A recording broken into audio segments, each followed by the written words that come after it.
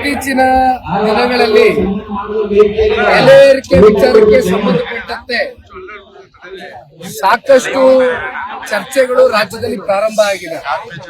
ಕಾಂಗ್ರೆಸ್ನ ಪಕ್ಷ ಆಡಳಿತಕ್ಕೆ ಬಂದು ಕಳೆದ 2 ವರ್ಷದಲ್ಲಿ ನಿರಂತರವಾಗಿ ಯಾವುದಾದ್ರೂ ಒಂದು ರೀತಿಯಲ್ಲಿ ಜನಗಳ ಮೇಲೆ ಬೆಲೆ ಏರಿಕೆ ಮಾಡುವ ಮೂಲಕ ಇವತ್ತು ಸಾಮಾನ್ಯ ಜನರಿಗೆ ಇವತ್ತು ಜೀವನ ಮಾಡ್ತಕ್ಕಂಥದಕ್ಕೆ ಬಹಳ ಕಷ್ಟಕರವಾದಂತ ಒಂದು ದಿನಗಳು ಇವತ್ತು ಈ ಕಾಂಗ್ರೆಸ್ನ ಕಳೆದ 2 ವರ್ಷದ ನಿರಂತರವಾದಂತ ಆಡಳಿತದಲ್ಲಿ ನಾವೇನ್ ಕಾಣ್ತಾ ಇದ್ದೇವೆ.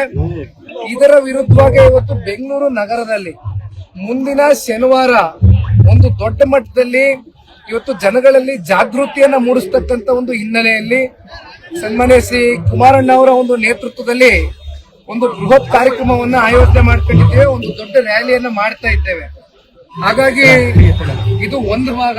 ಇಷ್ಟೇ ಅಲ್ಲ, ಇವತ್ತು ನಮ್ಮ ಮಿತ್ರ ಪಕ್ಷವೂ ಕೂಡ ಭಾರತೀಯ ಜನತಾ ಪಾರ್ಟಿ ಅವರು ಕೂಡ ಅವ್ರದಾದಂತ ನಿಟ್ಟಿನಲ್ಲಿ ಇವತ್ತು ಬೆಲೆ ಏರಿಕೆ ವಿಚಾರಕ್ಕೆ ಸಂಬಂಧಪಟ್ಟಂತೆ ಇಡೀ ರಾಜ್ಯಾದ್ಯಂತ ಅವರು ಕೂಡ ಪ್ರವಾಸವನ್ನ ಮಾಡ್ತಾ ಇದ್ದಾರೆ.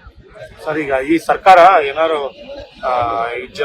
ಈಗಾಗಲೇ ಕುಮಾರಸ್ವಾಮಿ ಅವ್ರ ಜಮೀನ್ ವಿಚಾರ ಇರ್ಬೋದು, ಯಾವುದೇ ತಗೊಂಡ್ರು ಏನು ಪರ್ಸನಲ್ ಅಟ್ಯಾಕಿಂಗ್ ಮಾಡ್ತಿದೆ ಅಂತ ಏನು? ಈಗ ಕುಮಾರಣ್ಣ ಕೇತಗನಹಳ್ಳಿನಲ್ಲಿ 1985ರಿಂದ ಒಂದು 4-5 ವರ್ಷಗಳಿಂದ ನಿರಂತರವಾಗಿ 85, 86, 87 ಈ ರೀತಿ 46 ಎಕರೆ ಜಮೀನನ್ನ ಏನ್ ಖರೀದಿ ಮಾಡಿದ್ವು. ನಾನು ಹಿಂದೆನೂ ಕೂಡ ಮಾಧ್ಯಮದ ಸ್ನೇಹಿತರಿಗೆ ಹೇಳಿದ್ದೇನೆ.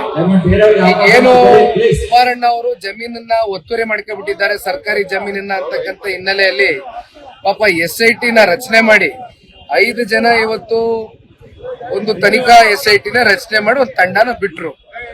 ಈಗ ಇದು ಕೋರ್ಟ್ನ ಅಂಗಳದಲ್ಲಿ ಇದೆ. ಅಂತಿಮವಾಗಿ ನಮಗ್ ಗೊತ್ತಿದೆ, ನಮ್ಮ ಆತ್ಮಸಾಕ್ಷಿಗೆ ಅನುಗುಣವಾಗಿ ಸನ್ಮಾನ್ಯ ಕುಮಾರಣ್ಣ ಅವರು ಯಾವತ್ತೂ ಕೂಡ 1 ಇಂಚು ಸರ್ಕಾರಿ ಭೂಮಿನ ಇಲ್ಲಿವರೆಗೂ ಕಣ್ಣೆತ್ ನೋಡ್ಲಿಲ್ಲ. ಆಮೇಲೆ P ನಂಬರ್ ಇರ್ತಕ್ಕಂಥ ಜಮೀನು ನೀವು ಪೋಡಿ ದುರಸ್ತಿ ಮಾಡ್ಕೊಡಿ ಅಂತಕ್ಕಂಥ ಅರ್ಜಿಯನ್ನ ಕೊಟ್ಟ ನಂತರವೂ ಕೂಡ ಕುಮಾರಣ್ಣ ಅವರು 2 ಬಾರಿ ಈ ರಾಜ್ಯದ ಮುಖ್ಯಮಂತ್ರಿ ಆಗಿದ್ರು. ಮನ್ಸ್ ಮಾಡಿದ್ರೆ ಅವ್ರು ಯಾವತ್ ಬೇಕಾದ್ರೂ ಪೋಡಿ ದುರಸ್ತಿ ಮಾಡ್ಕೋಬಹುದಾಗಿತ್ತು, ಯಾವತ್ ಬೇಕಾದ್ರೂ ಕ್ಲಿಯರ್ ಮಾಡ್ಕೋಬಹುದಾಗಿತ್ತು. ಆದ್ರೆ ಅವ್ರು ಯಾವತ್ತೂ ಕೂಡ ಇದ್ರ ಬಗ್ಗೆ ಆಲೋಚನೆ ಮಾಡಿದಂತವ್ರಲ್ಲ.